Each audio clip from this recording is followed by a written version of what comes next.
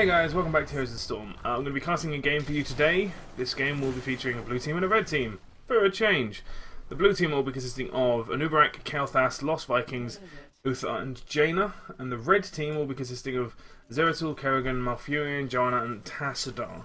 Very interesting team comps. Both of them need to have one tank, 2 damage, a healer, and then a something else, the something else being Tassadar and the Lost Vikings. Seems to be pretty standard. That seems to be very kind of solid in the meta at the moment. Not too bad, not too kind of wonky. It looks like the Lost Vikings are going to try and hold mid lane because of the nature of the Garden of Terror, because of the kind of farm harvest phase. And the Lost Vikings are very good because they can split to each lane and soak or push or prod or get damage down in a number of different ways throughout the course of the entire game. So it looks like the red team were trying to set up a 4-man gank in mid lane, but of course the Lost Vikings too wise for that, so they left. Now the lane is going to be the most action, I imagine. Aside from the occasional death, will be this lane, because Uther can stun, Kael'thas can stun, and we almost get an early kill. Uther needs to be careful. 1 more round and he'll die. Okay, 2 more rounds and he'll die. Yep, there goes Olaf. Yeah, that'll happen quite a bit. So this lane's going to be very exciting because there's 2 stuns. There's probably going to be a lot of kills that happen down here, as well as this lane, because the Lost Vikings people are just going to be dropping like stones. Now, Joanna and Kerrigan look to be coming down for a gank. You need to really get Uther if you're going to get anyone, just because Uther's got the best chance of killing them. Don't want to overextend here. Kael'thas will blow you up. He lands a stun and lands a decent flame strike. There's a decent flame strike. Look out! And they seem to be alright for now. Joanna still wants a piece. Tassadar still wants a piece. Everyone still wants a piece, and it looks like they're going to pull back here. That trade was very heavily in the blue team's favour. It appears to me. You, Joanna, look out. The shield will save her from the explosion of the living bomb. Only just, and then we're going to reset with everyone here being on worryingly low health, shall we say. So probably people are probably going to back. Or they could make like crazy people and stay out using their shields and just passive regen to try and get a decent grasp on things. That would have been an amazing play if they made it, but unfortunately they didn't. So it looks like there's going to be some poking and some prodding, some exchanging happening for bottom seeds. Just purely because that was where the 3 were. Tassadar with the engage, good condemn. Unfortunately, combo doesn't land, so we can get away fairly easily. And meanwhile, Jane is just farming seeds, which is of course one of the most important things you can do down here. Because if you're going to lose this fight, you're going to want to get as much out of it as possible. That coupled with, I guess, Anubarak farming top seeds means that they have a small seed advantage, which will quickly go into a big seed advantage as this harvest phase ends. Zeratul needs to be careful. Could get quite out by a stun or a blizzard or something. Nice little singularity spike just to kind of poke him down. Oh, Kael'thas got rooted. See now he could have scored a decent 3 damage on that. But it looks like what's going to happen now is interesting to note that the Lost Vikings have spread out to all 3 lanes. So the blue team will be gaining experience lead, hence of having experience lead already. But they are trading golems for golems. And as you can see, the score is very even. But I think that the blue team are going to walk away just about grabbing one, yeah. So the blue team's going to get the first terror of this map. There goes Olaf. Again, just when you're in 3 lanes, it's incredibly difficult. Oh, there goes Tassadar. He's not surviving that. This is a good little pickup. That's the yeah. You need to be very careful when you're up against a team like Kael'thas and Uther, because they'll quickly kill you with a stun. Kerrigan's not having much luck with that combo, but again, it would only land a Baylog, and that wouldn't have been a massive deal. It looks like the blue team will spawn their Terror, and it will stub towards bottom lane. Zeratul seems to be getting poked a little bit. It's very difficult for Zeratul's lane against anyone, particularly a tank. Meanwhile, it looks like the red team. Meanwhile, in bottom lane, it looks like the red team are going to send a couple of people down here to deal with this. It's going to be surprisingly difficult for them to deal with this. Malfurion and Kerrigan. The slows from Jaina.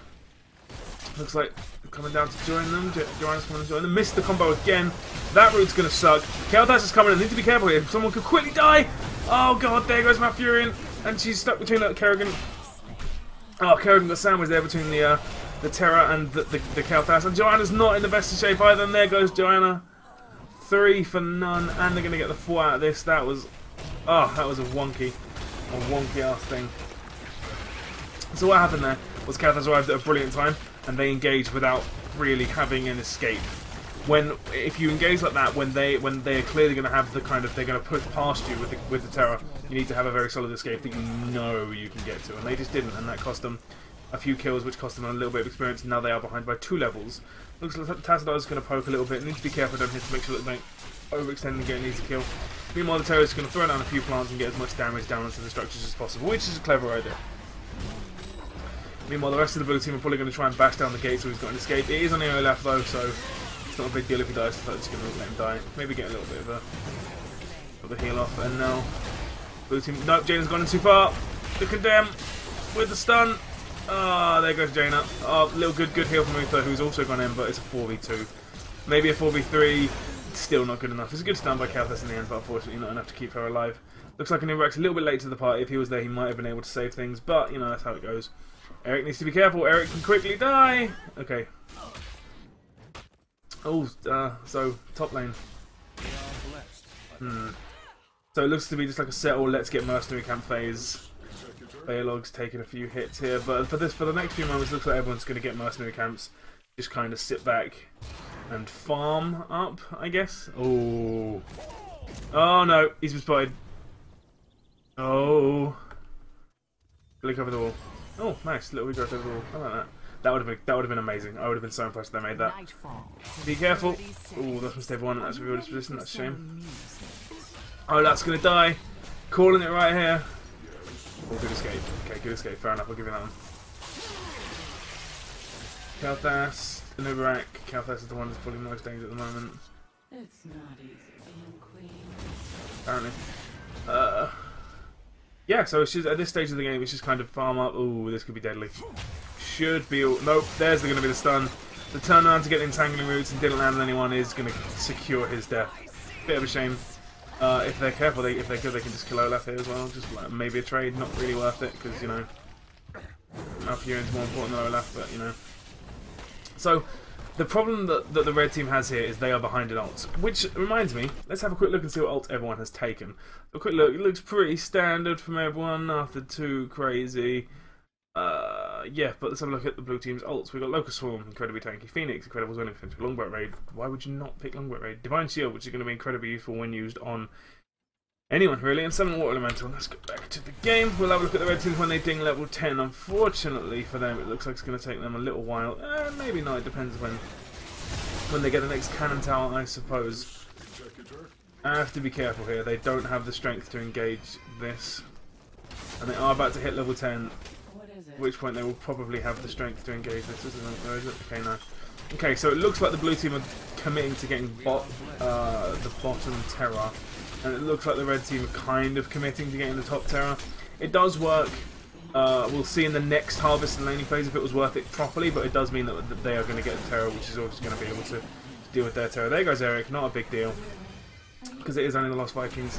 It looks like the blue team are going to try and come up and counter this. They're not going to get there in time, unfortunately. And that will be the end of the night phase. And everyone seems to be returning back to base and just kind of healing up. Xerath needs to be careful. If his team were backing up the Anubarak there and he landed that knockup. Oh, the turn! He's popped his ult. Xerath needs to blink away. Xerath does blink away.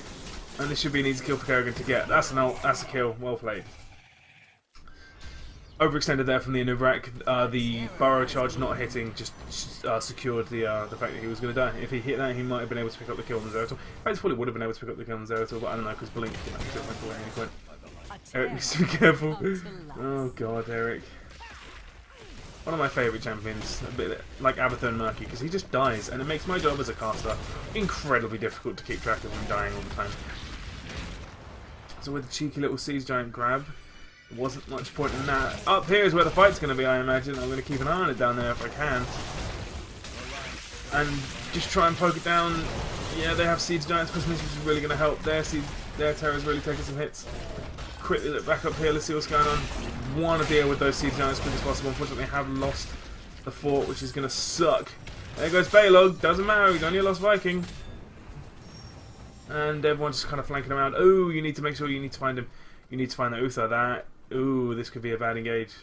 Oh, this could be bad. If their whole team follows this and they Phoenix and Blizzard and do all kinds of crazy stuff with the terror backing them, it's not going to go very well. But Zeratul is here. There you go. He's instantly out stealth. Oh, this is such a wonky engage. Anubarak did something. The red team seem to be forcing the blue team to defend. There goes the fort. That means 5-4 now in favour of the blue team. Looks like the Terror's probably just going to die. There he goes. Who's inside at Tassadar? He's dead. Oh, the Dukes, though! Oh, the shield, though! I have to keep track of this now. He has to survive. Oh, no. Oh, no, Phoenix. Okay, that's him. Okay, Eric died in that as well, somehow. Joanna's engaged too hard. She's taking the Unstoppable, which is nice. Burrow Charge landing on Malfurion. Good Flame Strike. Tranquility forced to be used. Joanna's not in it. This is a very, very difficult fight for the red team to win here. Kerrigan's not in the Tranquility now. He's just hitting Malfurion, who is incredibly slow. Flame Strike forcing his way out. Forced the Ice Block. And he's still going to die, even though he used loads of abilities. So, now that they are level 10, and I kind of think, oh, hang on, let's have a quick look, see if Zeratul dies. Yeah, has anyone seen him? I imagine Uther's seen him. Uther seems to be on point with seeing him. Yeah, you don't want to blink like that. Okay. Oh. What is it? Oh. Oh, dear. That was a bad Singularity Spike. Oh, no. Holy Radiance. Okay, he's got away. Nice. Jamie didn't commit to it. So let's quickly have a look, see what the other teams are. So Avoid Prison, Standard. Maelstrom, Standard. Tranquility, Standard. Blessed Shield. Interesting. And Archon, which is pretty standard. Interesting. So Knight's going to come in 20 seconds. And it looks like everyone's going to sit back and farm up mercenaries again, which is understandable. It's fairly standard again. Like Knight's about to come, let's all get mercenaries. Let's kind of sit back. Make sure that all of our lanes are shoving, all of our lanes are stabilised now. Mid lane is the only lane that red team's really got going for them, and of course the other two lanes is what blue lane has going for them, which is surprisingly not that bad. If she lands this combo, he's dead. Okay, he might still be dead anyway. Yep, he's dead, and they force an ult, but that ult's like 40 seconds cooldown, so it'll be up by the time he comes up. And they're doing a bit of fight here that I'm about to miss. Joanna with the good ult. Lost Vikings are getting focused down. They need to put the longboat like as soon as possible if it's up. Good ult by the Uther on the Jaina there. Kerrigan's very low with Maelstrom up. She's not really doing that much. Nubarak, has he got Locust Swarm up? Probably. There goes Kerrigan. Kerrigan's down. There goes a Nubarak. God knows how his health went down so quickly. Kalthas is still not alive. There goes Johanna. And there's the longboat to just kind of chase people down and kill everyone and anyone. Ooh, that's a shame. Remember, the longboat is unstoppable. Tranquility is forced. Zeratul's stalking. Zeratul gets killed. It's probably going to... Ooh, well played. It might still cost him his life. Surely he's dead. Yeah, there he goes. So that looked like a 3-4-3. None of the Vikings died, which of course doesn't mean you get like a small edge. A Viking dying, of course, isn't a full kill, but it does count. Now, if Kalthas is extremely good and lands all of his skill shots, he might be able to get this Tassadar, but it's going to be quite difficult with the Malfurion backing out. And with the Kerrigan coming in, this is a dangerous engage. Oh, the missed skill shot. Oh, the landed on the combo. If she had Maelstrom, she probably could have killed them all there. That's a shame. So Uther's not in the best situations, but the Vikings could turn and just entirely kill her, and there's not much you can do about it. Olaf's taking a hit from the stun, which is what, you know, is the mark of a really good player. Oh, the Joanna with the good engage. Yeah, it's all going down. The shields have come up from everyone. Uther getting hit with the good stun. There goes Kerrigan. There goes Uther. Kerrigan's got focused by the Vikings. Who got a surprising amount of damage. Ooh, there goes Malfurion, who gets caught up by a new rack with a stun. Johanna isn't in a good spot here. She's completely on her own, which is not good for Joanna. Although the flowchart does say, never focus Joanna. When she's on her own like that, you kind of can kill her. Zeratul's kind of on his own, doing whatever he wants.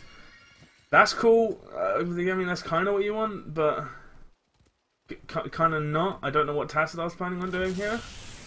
I mean, maybe helping them get some seeds or something. It looks like a couple of stuns, a couple of CCs, and he's just going to get got. Luckily, the team doesn't really want to commit to that, and I don't blame them for it. Yeah, so it looks like the blue team this time are going to get both Terrors, which is phenomenally good for them. And it looks like Zeratul is going to get caught out on his own turf. Oh, good shield. 3 of the Vikings dying is still not worth it. Oh, well, it kind of is, because, you know, it's like almost a kill for free. Oh, I forced the longbow. Oh, God. Tassadar's on really exceptionally low health. Again, the Viking boat is unstoppable.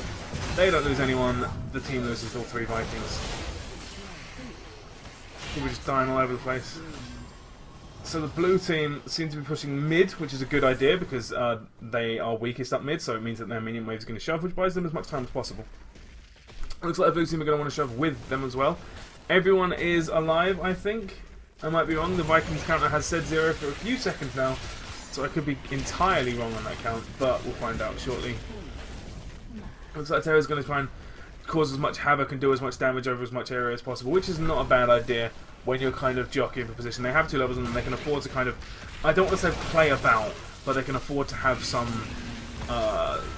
wiggle room, really. They can afford to kind of make up tactics as they go along a little bit. Good ult there, keeping the Chaos alive. I knew it was going to happen. I knew a kill wasn't going to happen. That's why I wasn't looking there. Good heals, good Phoenix. The Void Prison's going to try and secure the kill. Unfortunately, the Jaina's here.